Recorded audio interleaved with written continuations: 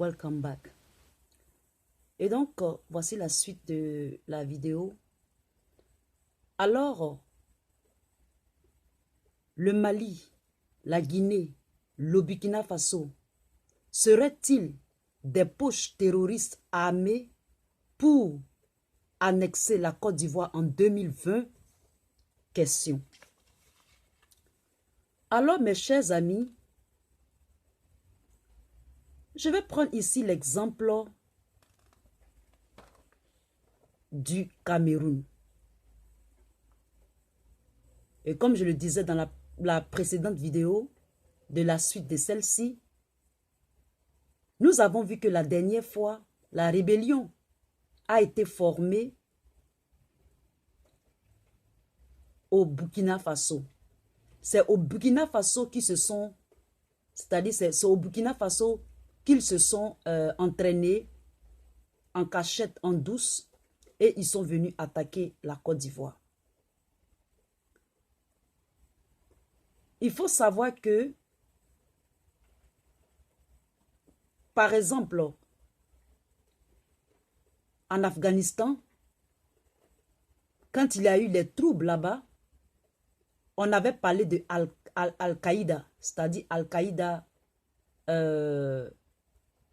en Afghanistan. Il y a des terroristes aussi qui étaient là-bas, c'est ce qu'ils avaient dit, qui se sont formés. Et puis bon, il y a eu la guerre d'Afghanistan avec les États-Unis. En Syrie, en Orient aussi, il y a plein de terroristes là-bas, etc., etc.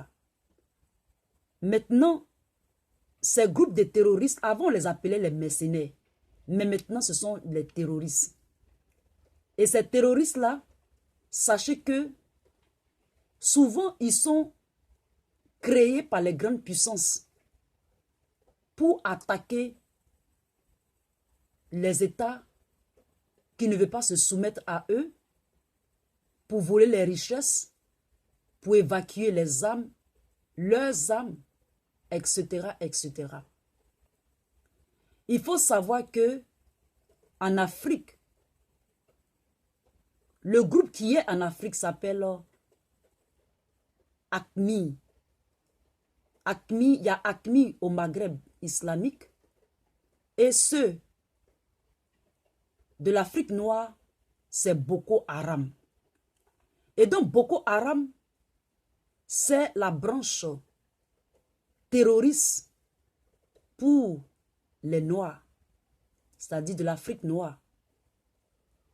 Et donc sachez que ces groupes, ces nouveaux, en fait c'est le nom seulement qui a changé.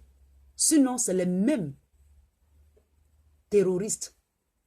Sachez que même beaucoup d'attentats qui se font sont complotés, sont formatés par les grandes puissances. Ça dit que ce sont des événements terroristes qui sont faits exprès. Et ça, c'est démontré avec les recherches et tout ça. Vous pouvez vous-même rechercher. Nous avons constaté, l'opinion publique a constaté que ce sont les gens, c'est-à-dire ce sont des gens qui fomentent ces coups terroristes-là pour attaquer.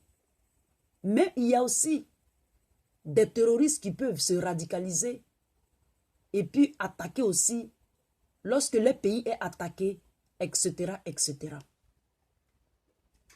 Et donc, en ce qui est de l'Afrique, nous allons prendre l'exemple du Cameroun. Et j'ai même fait une vidéo là-dessus, mais la vidéo n'a pas trop tourné. Lorsqu'il y a eu le problème du Cameroun, c'est-à-dire le programme anglophone, etc., etc., il s'est avéré que Boko Haram avait commencé à avancer au Cameroun. Et c'était eux qui attaquaient le Cameroun pour le déstabiliser. Il avait été découvert que un paquet d'une très forte somme d'argent et un blindé d'armement dans un bateau dans les eaux camerounaises ont été interceptés par la flotte maritime camerounaise.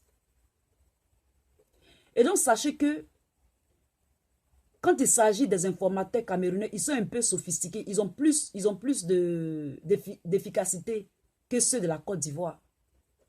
Et donc, avec la surveillance et tout ça, il avait été découvert que il y avait un bateau qui passait et la flotte maritime camerounaise avait intercepté. Et lorsqu'ils sont entrés dans le bateau, ils ont trouvé une forte somme d'argent et des armes pour venir attaquer le Cameroun.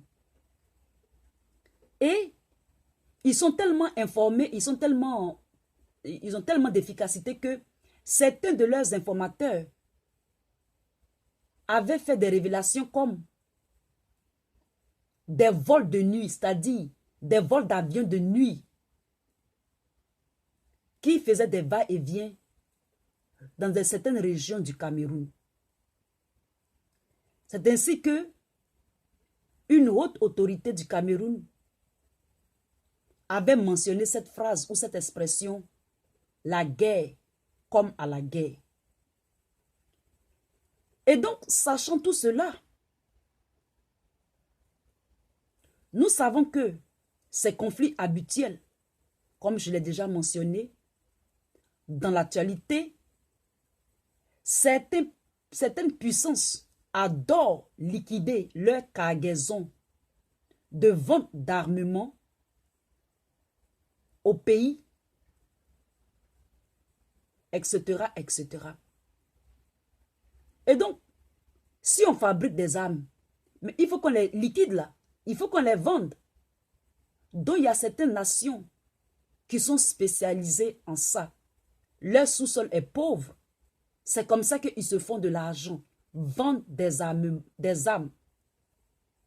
Et dans cette vidéo, vous saurez ceux qui sont en file, en tête de file, sinon. Et donc, mais avant de vendre les armes, mais il faut créer quelque chose, c'est-à-dire il faut créer un dérangement. Il faut obliger à faire des choses, soit, c'est-à-dire que ce sont des États qui gagnent ou qui gagnent. Soit, si vous donnez, si ils vous proposent des accords que vous ne voulez pas, ne pensez pas qu'ils vont perdre. Ils vont perdre. Non, ils n'ont pas perdu. Ils vont vendre leur armement pour se rattraper. Et non seulement ça, ils vont vendre les armées pour se rattraper, mais quand ils vont créer la guerre chez vous, ils vont venir encore eux-mêmes pour reconstruire vos pays. Vous me comprenez? J'espère que vous me comprenez. Et donc, pour que tout cela arrive, il faut préparer le terrain. Si jamais les accords, comme je le dis, sont refusés, alors la paix n'y sera pas non plus. Alors, les pays qui sont reconnus comme des grands vendeurs d'armes, il y a les États-Unis et les pays européens. Nous prenons le cas de la Côte d'Ivoire. La dernière fois que nous avons eu par expérience le problème en Côte d'Ivoire, c'est vrai, les États-Unis ont donné leur accord grâce à l'OTAN, l'ONU, mais il faut savoir que c'est la France qui est venue en tant que puissance pour l'attaquer directement et de façon frontale. Prenons le cas du Yémen. Il faut savoir que depuis des années, la France vend et livre des armes à la majorité des pays de la coalition combattant dans la région qui vit la famine et la pauvreté, c'est-à-dire la guerre qui se passe au Yémen. Il faut savoir que la France encore vend des armes à l'Arabie Saoudite, aux Émirats Arabes Unis, à l'Égypte, le Brahim, la Jordanie, le Koweït, le Maroc et même le Qatar. Nous allons nous arrêter au Qatar. Nous savons que M. Nicolas Sarkozy est l'ambassadeur de la Côte d'Ivoire au Qatar. Et depuis cette semaine, si la nouvelle est vraiment réelle, il faut savoir que Bédié a refusé de recevoir M. Nicolas Sarkozy. Sachant cela, il faut savoir donc que le torchon brûle. Et ceci n'est pas rassurant. D'accord? Et donc ceci n'est pas rassurant.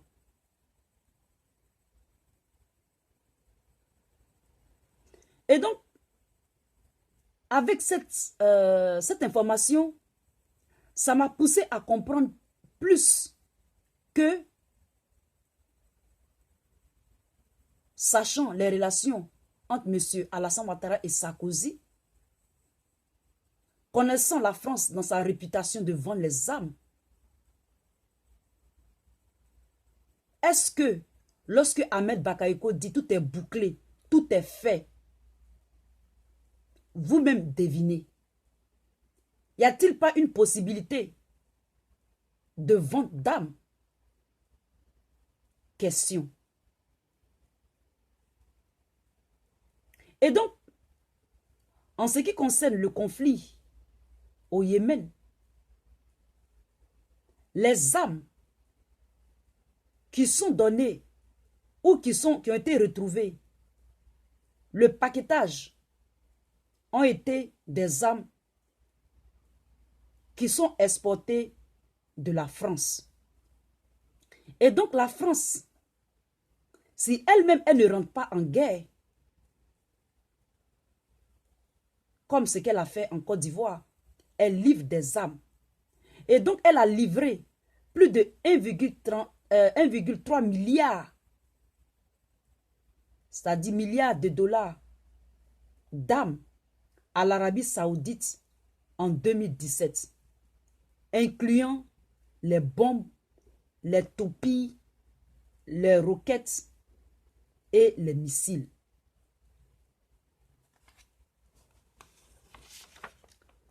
Et donc, s'il y a des terroristes qui se cachent ou qui se surentraînent dans les pays limitrophes pour attaquer la Côte d'Ivoire, sachez que voici un peu les possibilités de comment est-ce qu'ils seront armés pour venir attaquer la Côte d'Ivoire. Alors je m'adresse aussi à ces pays limitrophes-là. Vous, le Mali, la Guinée, le Burkina Faso, moi sincèrement j'ai un faible pour la Guinée. Pourquoi j'ai un faible pour la Guinée? À cause du président Alpha Condé. Je trouve que le président Alpha Condé, c'est un homme qui est respectable. Et j'aime. Il est très éduqué. C'est ça qui me plaît chez lui. Et donc, j'interpelle les autorités. J'interpelle la jeunesse. J'interpelle le peuple guinéen, le peuple burkinabé, le peuple malien. Si jamais ils découvrent des choses pour attaquer, pour déstabiliser la Côte d'Ivoire, le même bois qui a tapé Paul, un jour, ce même bois aussi peut taper Pierre.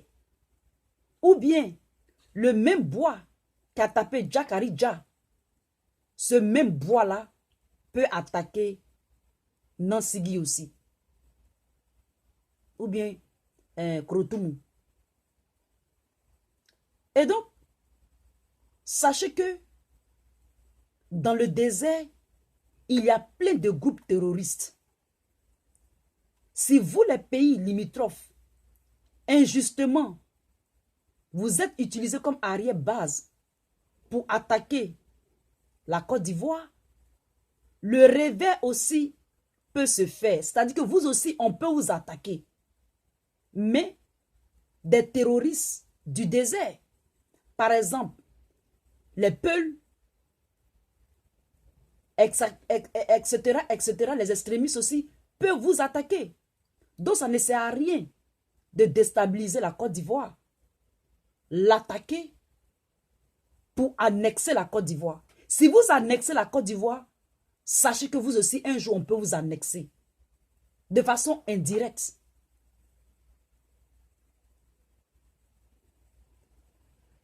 Il faut que il y ait des bonnes relations entre nous, pays africains, surtout pays de l'Afrique de l'Ouest.